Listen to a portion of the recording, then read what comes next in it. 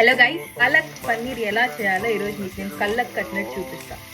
నువ్వు చూపిలేవు, నేను అన్ని చేసేస్తాను. ఇంకేం ఫస్ట్ ప్యాన్లో కొంచెం నెయ్యి వేసి దాంట్లో జీరా వేసి ఆనియన్స్ వేసి అలాగే అందుకే దూరం వెళ్తే పెట్టుకుని అండ్ అలాగే పన్నీర్ని నెయ్యిలో వేయించి పెట్టుకోవాలన్నమాట. పాలక్ని కూడా ఇలా రుబ్బు పెట్టుకోవాలా. జీరా రచ్చి టమాటో అల్లం వెల్లుల్లి పేస్ట్ని కూడా ఇలా పేస్ట్ చేసి పెట్టుకోవాలి.